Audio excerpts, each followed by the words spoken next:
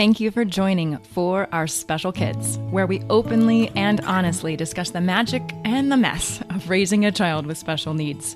We are thrilled to have you here and hope this time provides you with some wonder and wisdom. I'm your host, Jennifer Lansing. Let's get started.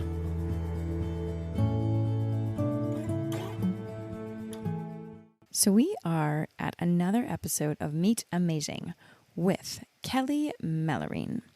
Now, Kelly did not really give me a bio, but he did send me a really amazing post that he put onto his Facebook page, and I would like to read it to you. It is titled, My Hero. Tears ran slowly down my cheek. My eyes closed as the salty taste edged the corner of my mouth. Although I hated performing the task at hand, I knew that it must be done. With my head turned slightly sideways, I continued until the onion was finally chopped. Phew! I shouted excitedly. On to the next step. When preparing meals for my family, I appreciate easy-to-understand recipes. Admittedly, I'm a terrible chef, but I can follow directions. Being married 23 years has taught me how to do that well. One thing that I've learned about cooking is that once the chopping and dicing is done, the rest is fairly simple. Prep work is the key to a successful meal. The oven was set to 425 degrees, and in went the casserole dish. Something I often wondered about cooking shows on television is, who cleans up all this mess? Emerald just cuts things up, throws it in a pan, and bam, it's done. The kitchen is left spotless. I must be doing something wrong because, damn, there's a lot to clean. According to the recipe, the dish should be ready in about an hour. Ready to take on the wreckage, I grabbed my apron from the hook. The fit is snug, but it's inscribed with a personal message, Kitchen Bitch. Turning on some tunes, I grabbed a scrubbing pad and cleaned away. Shrieking from the living room was a familiar voice. I removed my headphones and listened to what was being said. "Shut up, you son of a beep," Cade shouted. "I'm trying to save the world." Naturally, the first thing that I did was laugh. I then tiptoed to get a glimpse of what was going on. Cade was playing with his new superhero action figures. "Lay down and die, you piece of beep." The role play continued. There was no doubt that he was enjoying his new toys. Cade has hundreds of action figures, and I often question buying him new ones. After watching the way he plays, I will buy him hundreds more. You see, Cade is very fond of superheroes, and through fantasies, he can do just about anything. And although he may never save the world, I do believe that he can change it. With Cade as the caped crusader and me as his sidekick, this is our mission. So Cade has never been bitten by a radioactive spider, and when exposed to gamma rays, we've always worn protective gear. Cade, in my opinion, is more like one of the X-Men. For those that are unfamiliar with the X-Men, these particular superheroes are a team of mutants. Due to a gene mutation, mutants are born with superhuman powers. Because of fear and prejudice from the normal humans, mutants face a constant struggle for peace and equality. We've always been a believer of inclusion with Cade. There's so much to experience in this great big world of ours. It would just be foolish to let 1, 2, 3, 4, 5 bad experiences keep anyone from enjoying it, from enjoying life. Despite the fact that Cade carries action figures with him, or the occasional plush toy, he is still a 17-year-old boy. Therefore, he enjoys many of the same things as other 17-year-old boys. I believe that it's important for my son to interact with typical teenagers. I also believe that it's equally important for them to interact with him. It's the only way to better understand and appreciate each other. I know many parents of children with disabilities that avoid social outings over fear of possible meltdowns. We've left places like amusement parks with my shirt ripped off, my pants in shreds, and one shoe missing. We've also left restaurants with noodles in my hair, sauce on my face, and bruises from wrestling on tables. But we've also left these places and more with smiles on our faces and wonderful memories in our hearts. While venturing out, we always take the enjoyment of others into consideration. Cade loves movies. When visiting the theater, we like to sit close to the front and near the aisle. There's typically less people in the area, and it allows for a smoother exit if we have to leave. Although you may see popcorn flying around us for a moment, it soon will be over. Please sit back and enjoy the show.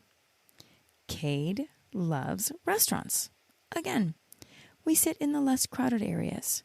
While seated at a booth or table, we place Cade at the spot furthest from the next guest, hoping for a peaceful meal. Cade is usually quiet as long as there's his favorite food in his mouth. However, he may start stimming or making noise. In that event, we'll be brief as possible and take our meals to go. Please stick around for dessert. I hear that tiramisu is off the chain. It's not unusual for us to receive judgment and stares when Cade's behaving oddly. It's something that we've been accustomed to. I understand the curiosity, and often those gazes are empathetic. But then there's the other half, the ones that aren't so empathetic. It all comes down to getting to know each other before we cast our judgments. There's so much more in this article that he sent me, but I am so excited to introduce you to Kelly because what he is doing with his organization, I Am Possible, is changing the way every single person approaches other people. And our perspectives are shifting because of what he's doing. So I'm so excited to introduce you to him, and I really hope you enjoy this interview. I'm really happy that you're here. Me too. Tell me a little bit about your life. Okay, so I'm currently just outside of Charlotte, North Carolina, but I grew up along the bayous of Louisiana outside of New Orleans, and I lived there. And that's the place I never had any intention of ever leaving. Such a tight-knit community where everybody was born and raised, and just unique culture. Spent all my summers working on a shrimp boat with my dad, and he'd pay me $10 a day. And at the time, $10 to a kid with no money, $10 is a lot of money. That's a lot of money. Exactly. So in my head, I was always good at math, and I figured if I work 7 days a week, I can make $70. Hot damn. I'm rich. Yeah. He got a good deal because it was a lot of work. I can tell you that much. Yeah. So but I wouldn't change a bit about it, and I was able to spend time with my grumpy dad and had a good time doing that. So in 2005, we lost everything we ever had in Hurricane Katrina, and ended up in Charlotte, North Carolina, temporarily. I've been here since.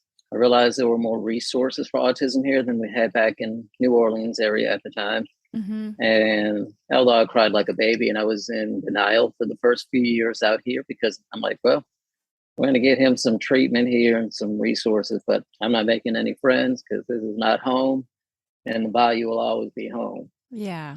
So then I adapted.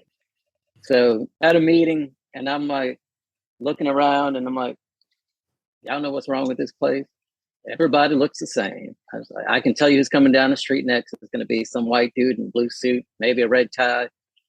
And it was pretty spot on. Yeah. And I'm like, well, if this was New Orleans, it could be a blue dude in a silver suit. And you just look and say, well, ain't nothing but a blue dude. Things that I've always taken for granted living in the New Orleans area, that just assumed every place was like that. And then you really appreciate what a unique culture and city it truly is. And there's art and music everywhere. But Charlotte has been great since I embraced it. It's been wonderful. It's been better. It has been great. No, I really love it. It's been really great, and met some wonderful people, and was able to start up an organization to promote inclusion of people with disabilities, because there's beauty in all of us, and too often people with a disability don't get invited to the parties, to the movies, to the nights on the town because we assume either they can't go or they don't want to go, and that's just BS. So we need to spread that word. Okay, so let's back up for a second because I do absolutely want to talk about your incredible inclusive organization. But let's talk about your son first. So Cade, he was actually considered advanced at a young age as a toddler, and walking, speaking, and just, the doctor said, it's just, you're doing really well. And I remember friends that were worried about their kids because they weren't doing as much as Cade was. Cade was speaking very well, like a typical toddler, but actually considered advanced because he was progressing so fast. And then I don't know if it all coincides, but like 2.5, he had a high spiking fever with seizures, and it seemed after that he was never the same again. It was just immediate screaming when he would want something or need something, and he wouldn't get the words out that he knew. So I knew something was changing. Something, and you hear that sometimes with autism, you can see it immediately in development, or if there's that regressive type. Figured, well, we just needed to do what we got to do to get him the best treatment as possible, and just help him live a good, constructive life. Yeah. So at 2.5, things started changing. When did Hurricane Katrina happen after that? He was 7 at the time. Okay. So you had been working with a pretty different child for a long time before you had to move. Yeah, absolutely. And that was, it was pretty heartbreaking because the child that you had completely changed. So there's a bit of the grieving for the child that he was. And then just, moving on and accepting who he is and doing what we can to give him a good life. That doesn't happen right away. Teal was 2 pounds when she was born. So we knew she was going to be a touch behind. But I never saw it, right? I mean, I just never saw it. And then all of a sudden, this neurologist tells you, oh, your child has special needs, and forever on out, your life will not be exactly what you thought it was. And I talk very openly about, man, our life is way better in 1,000 ways because of my acceptance of her and understanding her better and looking at her differently and reaching out to her in a more heart-centric way. But I think it's important to talk about the grief. It's not just the grief of the life of your child. It's also the grief that you have of the life of the parent that you thought you were going to be. Absolutely. And I don't know if we talk about that a lot. No, I think too often we just have to shut up and keep things to ourselves until we get to the point that we can't take it anymore, and then end up doing something foolish. Yeah. So talking about it is wonderful rather than keeping it bottled up inside. And then another negative part of that is that, if we have those feelings, and if we're ashamed to discuss those feelings, other people are clearly feeling the same thing and just feel that they're alone and feel ashamed of themselves for feeling that way. And that just leads to way too many emotional troubles, and if not worse. Yeah, absolutely. And we really are, at least on the podcast and having these incredible conversations. I think it's important to just be us. And, you even figured that out when you got to Charlotte. You were different. I mean, I know you're different. I've been North Carolina and South Carolina. Like, you're different. I'm different. I might not look like I'm different. Like I'm from Iowa and I transported myself to San Francisco, and I look like I'm this Midwestern girl, but I've got all this crazy energy and I love the woo woo and I'm all into meditation. But you know what? I left Iowa because I was so different, and you got to embrace that. Well, but we don't always all do that. We don't embrace our difference. And Cade is different. I'm actually just like all of our children are different, whether you're labeled as a special needs kid or adult or not. I mean, we're all different. Thank God. Heck yeah. Right. All I right. said, So tell me about your organization. How did this? I know you said everyone wants to be included and you were kind of dangling a carrot for us. So tell me about it. How did it start and what is your mission? well, it all started because I really don't like bingo. Um, and that's it in a nutshell. Oh my God, that's so true. So Okay. when Cade was 20, I took him to an event for young adults with disabilities. And the two of us show up to a brightly lit gym where all of these young adults are playing bingo for plush toys, eating picnic food, and doing coloring sheets. And that's quite frankly not what a 20-year-old does. No, he wants to So, dance with girls exactly. or boys. Who knows? So I took him, picked up a beer, and we had a beer at the house and watched some Netflix. I'm like, forget that, forget that bingo. So that's when I realized we got to do something about this. So I have a lot of connections in the fashion industry from years of modeling in the past, and I just started reaching out to everybody, and I had the idea to do something, to just show them we don't need bingo.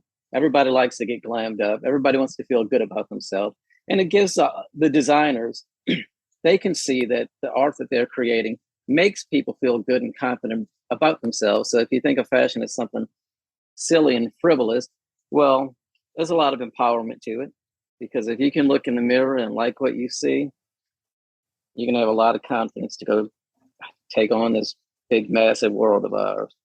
It's very true. My husband always says to me, "You don't have to wear makeup for me." I'm like, "I'm not wearing makeup for you." For real. I'm wearing That's makeup because good. it makes me feel better. Like, because I like it. I like putting on the gowns and I mean, I love it. I think it's wonderful that you're embracing that whole concept is there's nothing wrong with wanting to get dolled up and No, being beautiful. And teal is very beautiful. We hear from people all the time. My gosh, she's gorgeous. She's beautiful. And what I do say is she's just as beautiful on the inside. And so you're okay. simply highlighting the beauty of these people, these gorgeous children and these gorgeous adults that on the inside glows. You're just helping them glow on the outside. Heck yeah. And no bingo. And No, no, no no, bingo. let's add an effing bingo. Let's add a big old F in Effing front of the bingo. bingo and look, throw it out the window. Exactly. Now, as a kid, I actually used to go play bingo with my grandmother, who used to well, she would have a fit if I told her she was superstitious, because to be honest with you, she was superstitious. So we had I would go with her, and she'd have a Buddha statue, rabbit's foot, horseshoe, you name it. And then if she had to go to the restroom, she would stand up, and she didn't smoke, but she had a cigarette lighter with her. And she'd wave the cigarette lighter over the cards and have me watch over the cards. And at the time, I'm like 14, 15, with, she was about 80 at the time.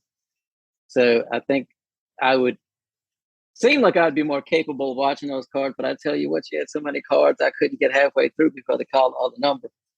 And then one time, the neighbor told her that stepping on dog poop was good luck. So my job was to go scoop up a bag of dog poop, and she brought that to the bingo parlor with her too. And thank God she didn't win, because I would have been scooping poop quite often. That was going to be my first question. It's like, how did the poop go? Because, man, if she had won, it'd be a much She different trajectory of those days. she did not win. Oh, thank God. Oh man. Okay, But so what is your so it's I apostrophe M possible. yeah, And how do you say it? just I'm possible. I'm Yeah, possible. just I'm possible. And then we have a little hashtag I am possible. Perfect. And what are you doing right now with it? I think you have an event coming up. We do. It's December 10th at Carowinds Amusement Park, which is owned by Cedar Fair. Some record breaking roller coasters at the park. And then winter, they have what they call Winterfest, where the whole park is lit up in holiday lights, which the park will open at 5. Our event's going to start at 1:30 in one of their halls. And we'll be the only ones in the park during the show. After the show, we have an after party. At 5 o'clock, everybody goes enjoy Winterfest together. So the idea of these families getting together to go out into a place like a big amusement park without having to be worried about what Karen says makes me feel good. Yeah. So talk to me a little bit about the amusement park concept, but then also the fashion show concept, because what you're doing, your event is a fashion show with Mm-hmm. lights and music and all of that. I've watched your videos. So, tell me about that a little bit. So at the fashion show, we get designers from across the country. We get models who have a disability and models who do not have a disability, just to show that everyone's beautiful, everyone belongs. There are wonderful events just catered to people who have a disability.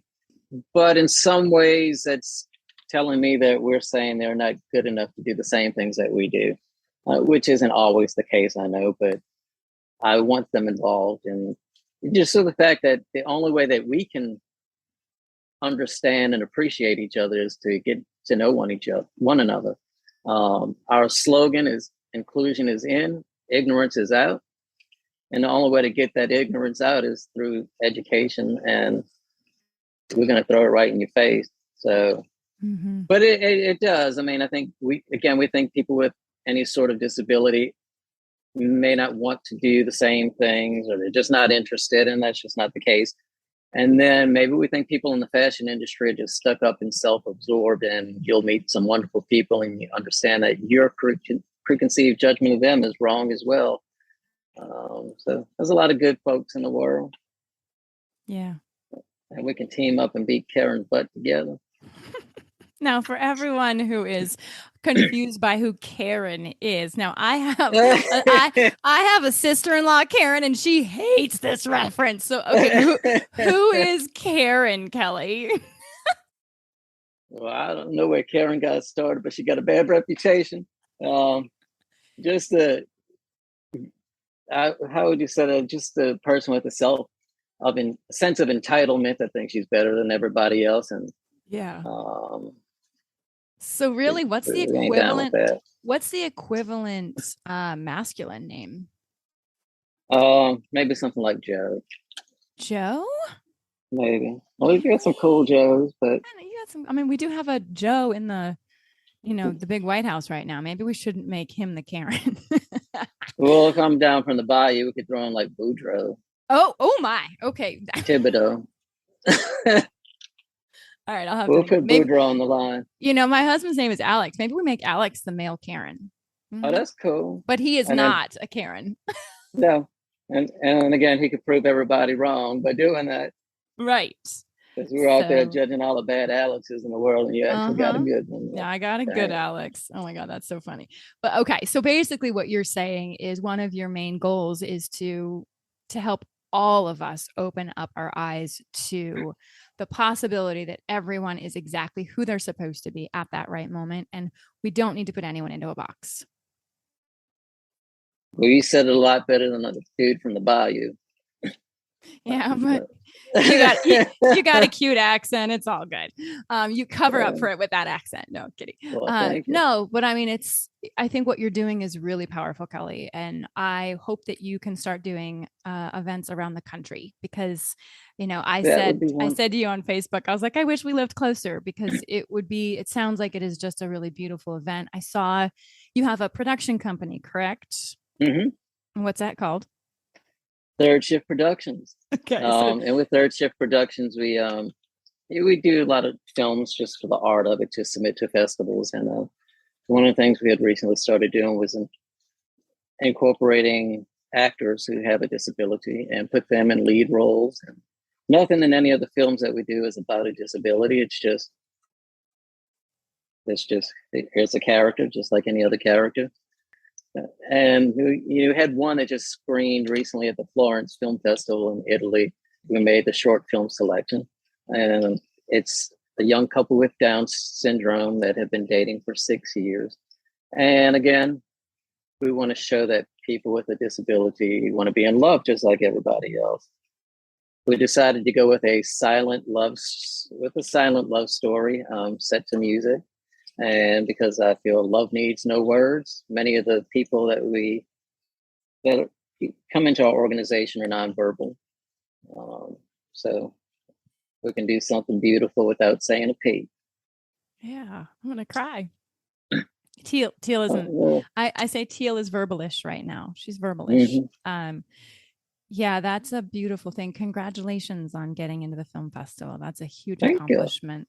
Did you Thank get to you. go over? Did you go over to Italy? Oh, heck no. I just stayed right here. If you need me to go as your spokesperson, you let me know. I am amazing. I mean, I'm a great traveler.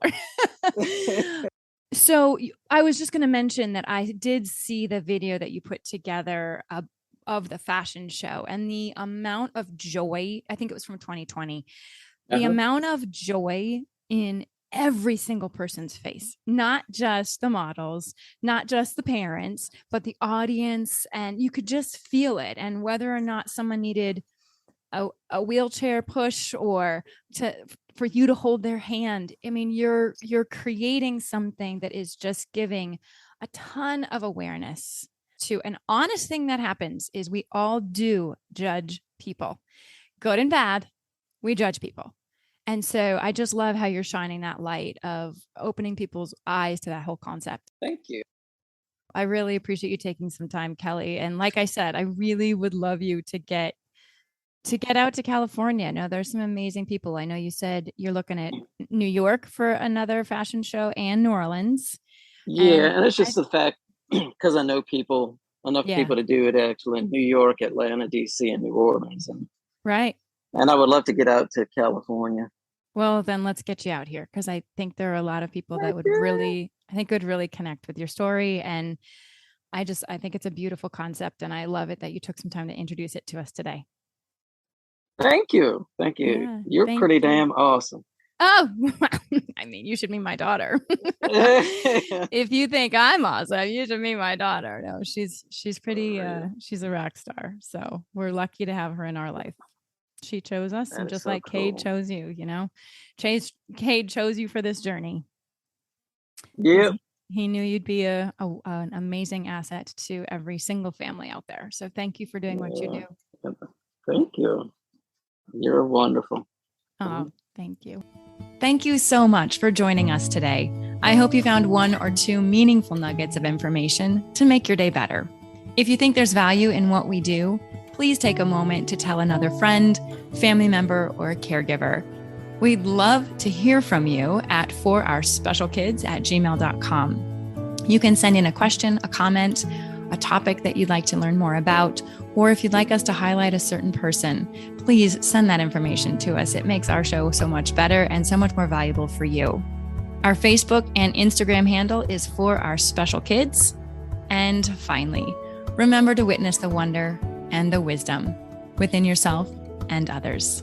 Until next time.